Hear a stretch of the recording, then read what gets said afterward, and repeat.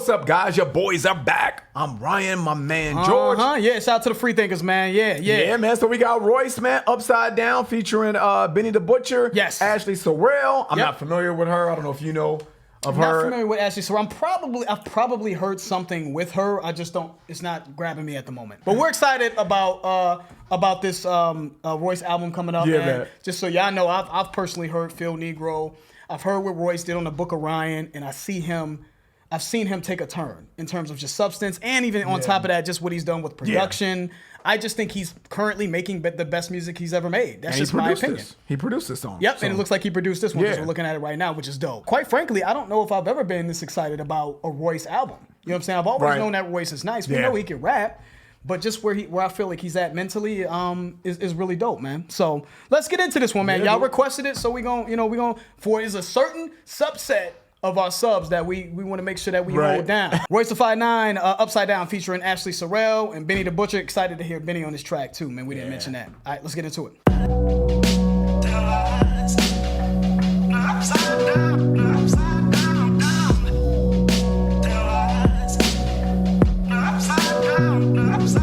When you pull up,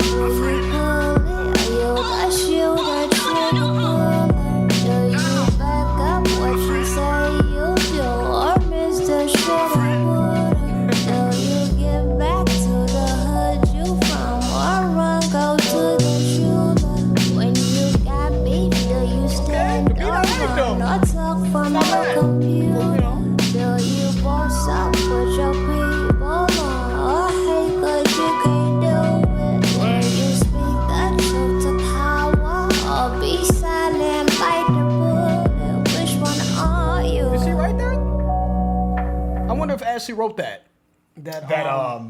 intro type of first verse. Yeah, because that's kind of hard right there. Mm-hmm. You know what I mean? It seems like it's setting the tone. Even, and I'm paying attention to just the sample that I'm hearing in here. It says, "There lies upside down, upside down." And then after that, she starts going into what seems to be, I don't know, a measurement of someone's integrity, maybe, like these sort of guidelines that. If you're put into certain situations, what would you do? What would you do? How would you act? Right. You know, would you go on the computer? Which side do you stand on? Do you stand on the side of integrity? Because this is all integrity to me. Yeah. Will you speak the truth to power or be silent and bite the bullet? Mm-hmm. Which one are you? You know what I'm saying? So it just seems to be like... Speaking of your character. Your character, yeah. Which side of integrity do you stand on? Do you have integrity whatsoever? Yeah. So I love the way it seems to be setting the tone for the song. But I like the beat. And I liked her contribution to it. I think she sounded good, and it sounds yes. Yes. Whatever that song's called. Whatever that song's called. Oh, it's gonna come to me. It's a '90s joint. Yeah, whatever that's called. Let us know in the comments. But that's a '90s joint. I think is it Shanice? Man, I kind of want to Google that. It's bothering me. Yeah. I'm almost positive her cadence in that is copying the cadence in that song. Right. Okay, but anyways, let's get back to it. Will you speak the truth to power or be silent, bite the bullet? Which one are you? Which one are you?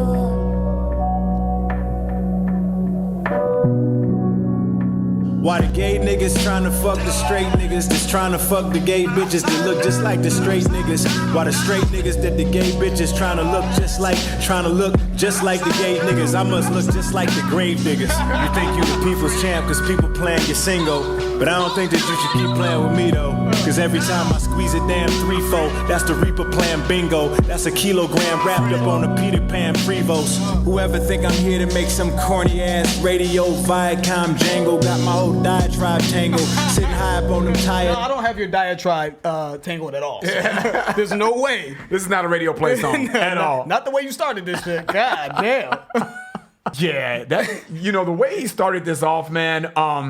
It almost sounds like he's just sick and tired of being sick and tired. Because he went on this whole like gay people scheme, like that's trying to get with straight people and you know what I'm saying, that look like other gay women and that's trying to look like gay dudes and you know, so the way I'm reading this is like, dude, man, it's almost like upside down. It's unclear, right? Yeah, it's unclear. The it's lines like, man, are blurred. Yeah, it's unclear. So maybe that's the point. Yep. Maybe that's the point he's trying to make. Confusion, like, that's this for shit sure. is just upside down. It's just the game is The just game is in disarray. Yeah, you know, disorderly. Yep. You know, exactly. So it seems like the lines are being blurred.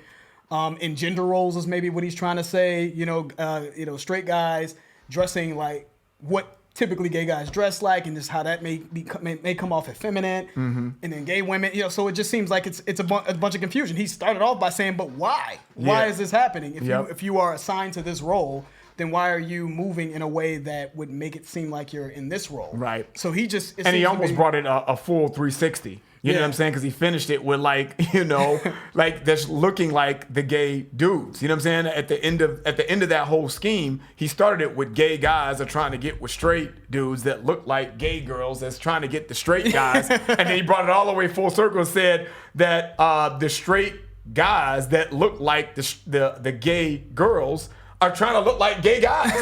You know, so he brought it like full circle all the way around. It's confusing as fuck though. I had to read that. But that's shit the slow. point of it. But it's so unclear. That's the You know point what I of mean? it. That's he's confused by what he's seeing. You know what I'm Right. saying? With gender roles and who's identifying with what. He's just lost. You know what I'm saying? And then he said, I might just be the grave diggers. You know what I'm saying? Shout out to RZA and the Grave Diggers and everything. Like I'm just out of touch. The Grave Diggers is an old school Yeah. 90s rap group. That was sort of a side project for RZA. But he must be out of touch. Maybe he looks like a relic from the past. You know what I'm saying? Yeah. I don't think he's actually saying he looks like the Grave Diggers, but in comparison to what he's seeing, how these dudes dress, how they craziness, act, yeah. you know, the effeminate qualities, the sort of blurred lines between masculinity and femininity. I must look like some old school thorough dudes in comparison to these dudes. I think that's what he's saying. So, and that kind of ties into Upside Down. Right, and then he went into, you think this is gonna be some corny ass radio play? You know, he's like, nah, this ain't what it's about to be. And I hear that. Hell no. I hear that. Hell no. Yeah, this is gonna be. It almost sounds like he's delivering a rawness because things are so upside down. Yeah, you know what I mean. So. And I'm factoring in also, Ryan, man, when they started it off, it's saying their lives upside down. And then it says specifically, will you speak the truth to power or be silent and bite the bullet? This is him speaking the truth to his truth to power. Let me call out all the nonsense that I'm saying. Good point. You know Like what I'm that. saying? Which I one like are that. you? I'm going to show you which one I am. Yep. I'm going to tell you which side I'm on. This is his truth. But I don't think that you should keep playing with me though. Cause every time I squeeze a damn threefold, that's the Reaper playing bingo. That's a kilogram wrapped up on a Peter Pan Prevost. Whoever think I'm here to make some corny ass radio Viacom jangle. Got my whole diatribe tangled. Sitting high up on them tires on my high horse, I'm Django. Likened by white powder John Stamos. Probably the only artist who could father time John Amos. Rapper god erupted out of a Comic-Con Kano.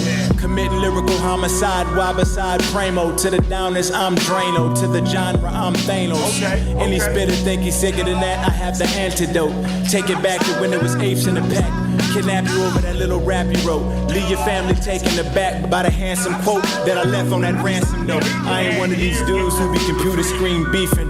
Gorilla nigga killing his Twitter TL. Verbal abusing females. Bill Maher used the term nigga so loosely, cause truthfully he know that he be using it on a DL. Louis C.K. know he can use it in front of Pookie, but know damn well that he wouldn't use it in front of DL. White kids graduate to relationships a ton of... And I read ahead. And I knew that line was coming.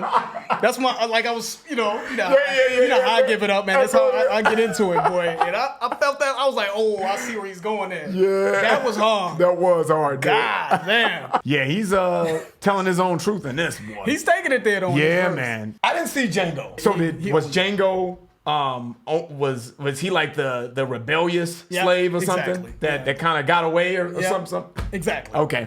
Actually you did see it. Even if you didn't see it, you didn't see it. Likened by white powder. Okay. John Stamos. So there was some controversy, and I don't know if this is what he's referencing. I remember there being this thing that was all over the internet with John Stamos. Someone was trying to extort him because I think they had pictures or a video of him doing cocaine. So when he says likened by white powder, he is associating John Stamos being a cocaine addict with him being maybe a drug dealer, right? You know what I'm saying? That's really the analogy. White powder John Stamos. So that's a funny line, I think, if that's what he meant. Then he said probably the only artist who could father time, John Amos, which was hard. John Amos from from Good Times. Yep. And he's fathered time. He's been in the game for a while, you know what I'm saying? And he still looks like he's getting better with age. Yeah, is what exactly. he's saying. I think that's that line. But then the line down here, man, that we kind of stopped it on. We was like, yeah, you know what? That was kind of hard, man. He said Bill Maher used the term nigga so loosely because truthfully, he know he be using it on the DL. On a down low, he said. Louis C.K. know he can say it in front of Pookie, but no damn show he wouldn't say that shit in front of DL. That was crazy right there. Yeah, man. That was hard. He name dropped Louis C.K., and I believe Chris Rock was on a talk show of some sort, right? In front of Louis C.K. Right. And he used that term in front of Chris Rock, and Pookie. Nothing happened. Pookie. From New Jack City. From New Jack City. But who's a crackhead in the movie. Right. And he used that name Pookie for that reason. Yeah, exactly. Right? He used that for that reason. But he knows damn sure anybody that watches the D.L. Hughley show knows that he's not going to let that slide. D.L. Hughley's you know a little more militant. Yeah, what I'm saying? you know. He's not letting that language slide. But I love to play on the DL. You know what I mean? D.L. Hughley, and you use it on the down low. When no one's around, you use the term nigga loosely. Right. You know what I mean? So, right. So calling people out. So he called out Chris Rock. And obviously he called out Louis C.K. and Bill Maher for using those terms very loosely. But he also called out Chris Rock in a way like, how could you let that happen? Stand in silent and let them just use that type of language in front of so them. will right? you bite He's the supposed to be bullet from the cloth? So will you bite the bullet or will you be silent? Will you be silent or will you bite the bullet or will you speak the truth to power? Of power. You know what I'm saying? So yeah, goes man. back to what Ashley Sorrell was saying at the beginning. I think that's the tone. Dope. Yeah, real dope. Yeah, but we had to stop it on that. Let's bring that back. That was hard. Bill Maher used the term nigga so loosely, cause truthfully he know that he be using it on a DL. Louis C.K. know he can use it in front of Pookie, but know damn well that he wouldn't use it in front of DL. White kids graduate to relationships, a ton of perks. Black kids just aggravated and had to take a ton of perks. He come to church the 1st and 21st, and when it come to dirt, Gucci ain't the only ones putting black faces on front of shirts. Black women wanna be built like cartoon characters. Eric Cartman, that bears a striking resemblance to Sarah Bartman. Now Google that when you get a chance. You're gonna find out America's heartless. Yo, he really snapped on this verse. Yeah, he did. He really did snap on this verse. This was hard. Did you like the a lot of heavy shit in here? Perks? Yeah. The perks and perks. He said white kids graduate to relationships with ton of perks. Black kids just aggravated and had to take a ton of perks. I thought that was hard, right? Perks as in a benefit, you know what I mean? But perks as in drugs, you know what I mean? Dual meaning that was there. hard. Perks. Yeah. They graduate to all these perks and these advantages, but also perks to drugs. And they're sort of in an advantageous position. But black kids are going through things. They're just brought up. They have no choice, right? They're brought up in circumstances in the hood. They're around violence and dysfunction. The trauma that they have to experience, right? Yeah. Which is forcing them to feel like they have to resort to taking drugs to kind of take their mind off of it. So then he said Gucci ain't the only one putting black faces in front of shirts. So he's referencing the Gucci controversy where they had the sweater that came over the mouth. Google that if you haven't seen it. The Gucci blackface sweater. Yeah, that was just crazy. Yeah, that looked crazy though. Yeah. You know, I try not to play that card too much, but that was to me seemed ridiculous. It seemed pretty blatant. It looked blatant. Yeah, exactly. So obviously blackface is a blackface shirt, but also what he's saying is when it come to dirt, like the R.I.P. shirt is what he's saying. You know what I'm saying? And then he ended it by saying black women want to be built like cartoon characters, which you see, you know, people having augmenting their bodies to look like Jessica Rabbit and shit. Yeah, you know what I'm saying? Cartman. Yeah, ass implants, fat transfers, fake boobs. And then he references Eric Cartman here, which I'm trying to correlate because he said black women want to be built like cartoon characters. Eric Cartman. And it's obviously he's saying he's a cartoon character from South Park, but that bears a striking resemblance to Sarah Bartman, who she's been used in a lot of black history as well. Right. Sarah Bartman, who was essentially a black woman, African woman who was exploited, dehumanized because for her appearance, right? She had a big butt. Her natural features, so she had a big butt. Yeah. So he's saying America's heartless on top of that. When he said Google that, he said, you're going to find out America's heartless. So I don't know if he's saying, because Eric Cartman often uses the term fat ass. They used to call him that. Yeah, they called him, exactly, excuse me. Yeah, they called Eric Cartman fat ass. Yeah. You know what I'm saying, on South Park. So I don't know if he's saying if that's a subliminal that South Park is putting out there. Yeah. Eric Cartman, Sarah Bartman might be a bit of a stretch in my opinion, but I'm just trying to define what he's saying. And it's funny, man, because you're right. Because I don't know if that's what he's saying per se, but it's funny how it's like full circle though now, right? It's like this person, Sarah Bartman, was kind of like she was crucified. She was exploited for having a big butt, but now it's idolized to have a big butt. So I think it could be saying that too, like, dude, you know, everything, not everything, but things that could be part of our culture that's natural, you know what I'm saying, is now being celebrated now that people that aren't black are doing it. Yep. You know what I'm saying? Now it's more just idolized now. Yep, so to speak. You know what I mean? So when a black person does it, again, from what it seems like Royce is saying, when someone black does it, it's looked at as sort of savagery. Yeah. But when it's done by someone who's not black, who happens to represent the majority, it's put on a different pedestal. Right. You know what I'm saying? So maybe that's when he says America's heartless. Maybe that's what he's referring to. You know, we're gonna get a lot of feedback in the comments. You guys have sat, I'm sure. You guys have sat with this song longer than us, of course. So, but yeah, man, he went crazy on that verse, man. I liked how raw he was. He spoke his truth. Mm-hmm. You know what I mean? Whether you agree with it or not. It was raw, but he has some substance in there too. He did have substance. I like that. I like that. That's what I've been wanting to see. As long as you could think about it, man. If you're like, man, I got to think about that for a little bit, I think you're on the right track. Yeah, seriously. Yeah. Now, I don't mind an artist making people a bit uncomfortable. You know what I'm saying? And that's what I felt like he did in that verse. All right, cool. Let's get back to it. Remember, the effort has to go into the art, not the wave. Everybody talking about they own their masters, but if the music don't age well, it don't matter. It's like you own 100% of nothing. Yep. Know your value. That was hard. That is hard. That's super hard. What you coming, nigga? I'm sorry. I know Benny was about to get it in. Hold on 1 second. That was really important. He said specifically, remember, the effort has to go into the art, not the wave. Mm-hmm. Everybody talking about they own their masters, but if the music doesn't age well, it doesn't matter. It's like you own 100% of nothing. Know your value. Know your value. Right. Exactly. Yeah. So, you know what I mean? That shit might pop. You know, right now for you might get a little bit of money right now from it because you're riding a trend, right? Whatever's popular, you're following a formula. Mm-hmm. But where's the substance at? It's not going to stand the test of time. So down the road, people are going to go back and revisit it. There you go. Know? It's not going to have any replay value. Exactly. That's the only reason why you want to own the masters in the first place. Exactly. It's 100% of nothing. No one's ever going to listen to it. No one's going to stream it. It's like owning absolutely nothing. Exactly. You know? And I think it ties into where he's going with this, man. He's challenging people. Mm-hmm. You know, it's upside down. Yep, it's upside down. He's trying to right the ship, essentially, right in the rap game. You're focusing on the wrong things. Yep. The butcher coming, nigga. All them times you gave him your best got you complicating your stress. Cash rules your last move, got him contemplating your next. I'm the one behind the wheel when them conversations go left. I need violence, but she wireless, I'm okay with a tech. What's the difference from a nigga who lived it and storytellers? Of course we fellin', soda brick whiter than Tory spelling.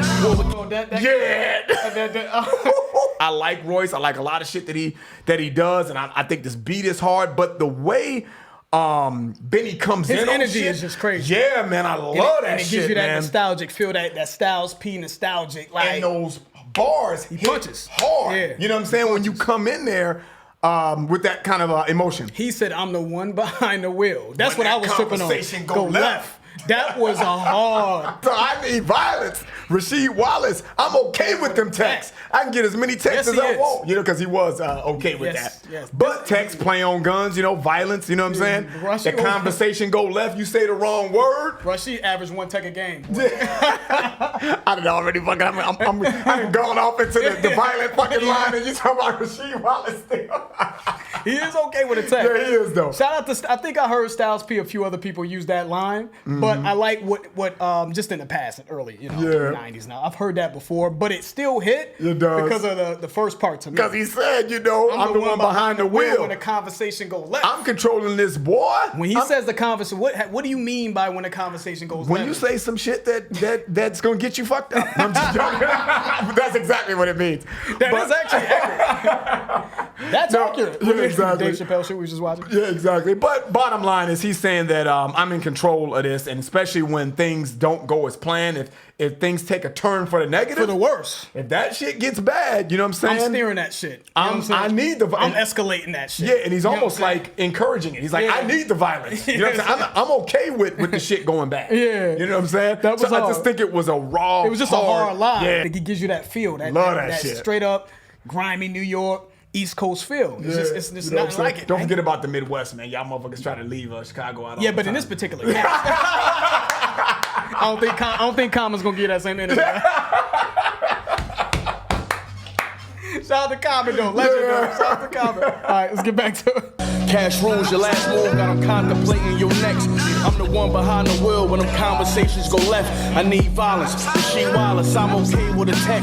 What's the difference from a nigga who lived it and storytellers? Of course we fellin', soda brick whiter than Tory spelling. War with killers, nobody on my block was poured in us. I put a fork in a pot and got a euphoric feeling.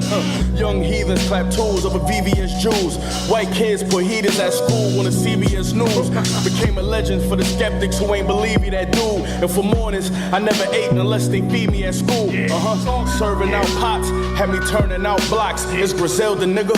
You know we the firm without Fox.